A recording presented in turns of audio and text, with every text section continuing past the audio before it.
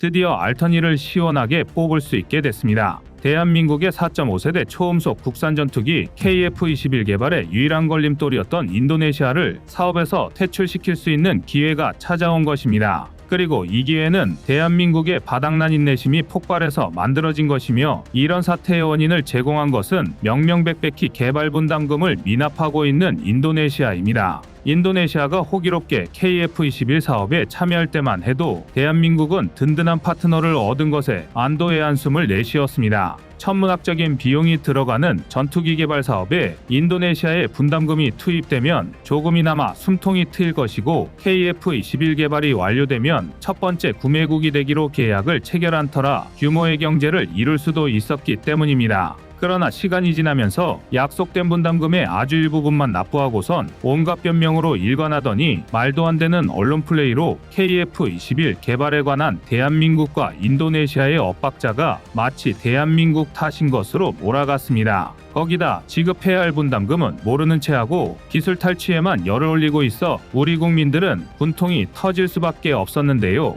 이제는 더 이상 인도네시아의 악행을 참지 않고 사업에서 퇴출시킬 결심을 한 것입니다. 지난해 1월 미국의 5세대 스텔스 전투기가 중국의 통째로 넘어갈 수도 있는 황당한 사건이 발생한 적이 있습니다. 남중국해에서 훈련 중이었던 F-35C가 칼빈스 남갑판에 추락한 뒤 바다에 빠지는 큰 사고를 겪게 되는데요. 다행히 조종사는 긴급 탈출에 성공했지만 이 사고로 갑판에서 작업 중인 해군 6명이 다치는 등 큰 소동이 일어났습니다. 하지만 진짜 문제는 바다에 빠진 F-35C 전투기였습니다. 만약 이걸 중국이 가져가기라도 한다면 이를 해체해 미국의 기술을 확보할 수도 있는 상황이었습니다. 당연히 중국과 대립 중인 미국으로서는 용납할 수 없는 일입니다. 문제는 이를 찾는 방법이 마땅하지 않다는 점이었습니다. 추락 지점의 수심에 따라 다르겠지만 중국의 감시를 피해 미국이 먼저 F-35를 발견하는 것은 매우 어려운 일이 될 것이라는 미국 관계자의 인터뷰도 나올 만큼 쉬운 일이 아니었습니다.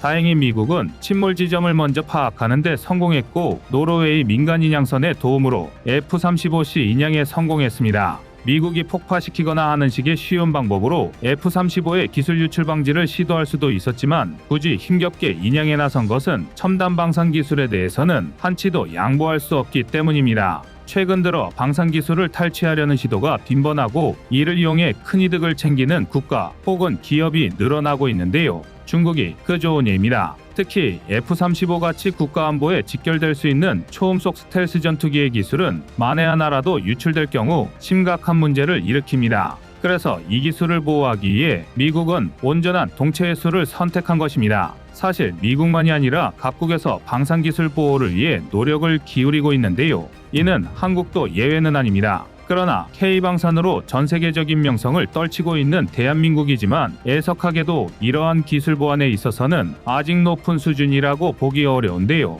특히 KF-21을 둘러싼 기술 유출 대책은 아직까지 아쉬운 모습입니다. 한국이 워낙에 급속도로 방산 기술을 발전시키다 보니 해외 판매가 가능할 때에나 문제가 되는 보안 기술력에 대해서는 이제야 연구되고 있는 실정이기 때문입니다. 이런 약점을 이용하려는 나라가 있었으니 다른 나라도 아니고 공동개발국인 인도네시아입니다. 인도네시아는 잊을만 하면 KF-21 기술 이전에 대해 약속을 이행할 것을 촉구했는데요. 한국 입장에서는 어리둥절할 따름입니다. 그도 그럴 게 그런 약속을 한 일이 없기 때문입니다. 미국조차 그토록 조심스러워하는 것이 기술 유출이고, 한국 역시 미국 무기를 구매해 사용해오면서 그 사실을 뼈저리게 알고 있습니다. 그런데 제대로 된 신뢰관계도 없는 인도네시아에 한국이 선뜻 첨단 전투기 기술을 내어주겠다는 약속을 했을 리가 없습니다. 인도네시아의 전략은 간단합니다. 한국이 그런 약속을 했는지 어땠는지는 상관없이 아무튼 한국이 약속을 어겼다고 목소리를 높이면 그런 여론이 형성될 것이라는 식입니다. 그런데 이런 전략에는 인니 언론은 물론이고 국방부 고위 담당자들 역시 동참하고 있습니다. 무함마드 에린드라 인도네시아 국방차관은 인터뷰를 통해 KF-21은 분명히 가치 있는 전투기다라고 말하며 프로젝트에 참가하는 인도네시아 연구자의 수를 100명 이상으로 늘릴 것을 요구했습니다. 인도네시아 엔지니어가 프로젝트 기여자 목록에 일정 숫자 이상 들어갈 것을 요구한 셈인데요. 뻔뻔하다고 말하기도 입이 아픈 지경입니다. 가장 결정적으로 지난 10월 4일에 열린 인도네시아 한국 전투기 조달회의에서 인도네시아의 진위를 알 수 있었습니다. 연체 분담금 문제에 대해 재협상이 필요하다면서 인도네시아 정부는 전투기 프로젝트를 위한 기술 이전 참여에 대해 언급했는데요. 몰도코 인도네시아 대통령 비서실장은 회의를 통해 재무부가 연체 분담금에 대해 허락을 해야 한다고 말하며 가장 중요한 분담금 납부 의무에 대해서는 변명하는 모습을 보였습니다. 그러면서 연구개발에 한국이 적극적인 모습을 보여야 한다고 말했는데요. 만약 이러한 문제가 해결되지 않는다면 분담금 이행이 어려울 수 있다는 점을 시사하며 인도네시아가 노리는 것이 KF-21의 기술이라는 것을 명확하게 드러냈습니다.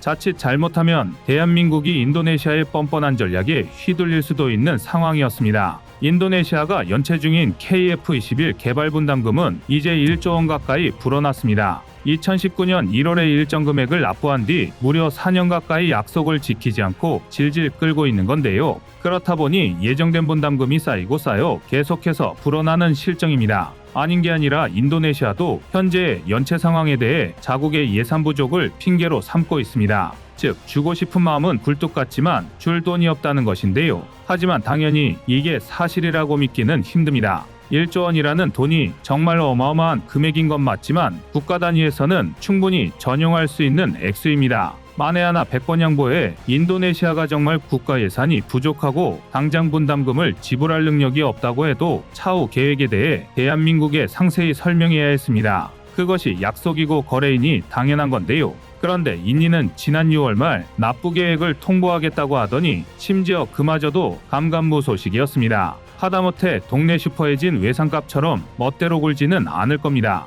하지만 여기서 끝이 아닙니다. 관련 예산이 없어 분담금을 지불할 수 없다던 인니는 프랑스에서 42대 라파를 구입하는가 하면 카타르에서 9천억 원을 들여 중고 미라주 2005 12대를 사들이기도 했습니다. 웃긴 건 미라주 2005를 구매한 이유가 라팔 배치 전까지의 공백을 메우기 위한 용도였다는 것입니다. 물론 전투기의 특성상 아무리 중고기체라 하더라도 10년은 더 운용할 수 있겠지만 인도네시아의 창정비 능력으로 그게 가능할지는 미지수입니다. 즉 시각에 따라선 일회용품에 9천억 원을 태우는 정신나간 행동과 다를 게 없는데요. 그런데도 인니는 한술 더 떠 최근 미국산 F-15EX와 S-70M을 구매하기 위해 MOU를 체결하기도 했습니다. 이러면서 예산이 부족해 KF-21 분담금을 지불할 수 없다는 말을 사실로 믿어주길 바라는 건 대한민국을 너무 호구로 보는 것 아닌가 싶은데요. 더 어이없는 건 인니가 새로운 무기 체계를 구매하면서 다른 국가들과는 일종의 현금 거래를 하고 있다는 것입니다. KF-21 분담금 미납에 대한 진상짓이 전 세계 방산 시장에 소문나면서 신용불량 국가로 낙인 찍혔기 때문인데요. 이에 따라 프랑스, 미국 같은 무기 생산국들은 사전에 현금 지급이 확실시되지 않는 이상 협상 테이블에 앉으려고 하지 않고 있습니다. 여기까지만 보면 그나마 자업자득이다 싶지만 거꾸로 말하면 인니가 당장 수십 대의 전투기를 현찰박치기로 구매할 수 있는 예산을 보유하고 있다는 뜻도 됩니다. 이런 배째라는 식의 태도가 대한민국을 열받게 만드는 결정적인 이유인데요. 그리고 그 사이 미납된 분담금은 1조 원 가까이 불어났습니다. 이에 한국은 인내심이 바닥이 나버렸습니다. 최근 방위사업청은 인도네시아가 개발 분담금 9,911억 원을 미납 중인 현 사태 해결을 위해서 사업 전반에 대한 원점 재검토를 고려하고 있다고 밝혔습니다. 엄동환 방위사업청장은 국회 국방위원회 국정감사에 출석해서 KF-21 사업을 정상적으로 종료하기 위해선 분담금이 납부가 돼야 한다. 10월 말까지 2023에서 2025년 3년의 기간 동안 믿을 수 있고 실제 실행 가능한 계획을 제출하지 않으면 사업 전반에 대해 원점에서 재검토할 수밖에 없다고 했습니다. 덧붙여 엄 청장은 인도네시아가 앞뒤가 맞지 않는 행태를 보이고 있어 우회적으로 지적했다며 국가 간 계약 사항에 대해 적극적으로 재정을 투입해달라는 요청을 했다고 밝혔습니다. 인도네시아 입장에서는 배짱을 부리다가 죽도 밥도 안 되게 생긴 상황입니다. 더군다나 최근 폴란드와 UAE의 사업 참여 가능성이 떠오르면서 대한민국으로는 아쉬울 것 하나 없는 상황입니다. 우선 폴란드는 공식적인 채널을 통해 지난 2022년부터 KF-21 블록2 개발 단계에 참여하고 싶다는 의사를 밝혀왔습니다. 블록1 공대 공무장 탐색 개발이 마무리되고 있는 KF-21 사업 현 상황에서 인니가 분담금 문제 해결에 소극적인 만큼 폴란드가 이를 대납하고 지분을 인수하는 방식으로 공동개발국의 이름을 올리겠다는 건데요. 이런 방식에 흥미를 보인 건 폴란드뿐만이 아닙니다. UAE 또한 폴란드와 마찬가지로 인니의 미납금을 자신들이 부담하는 방법을 제안한 것으로 알려져 있습니다.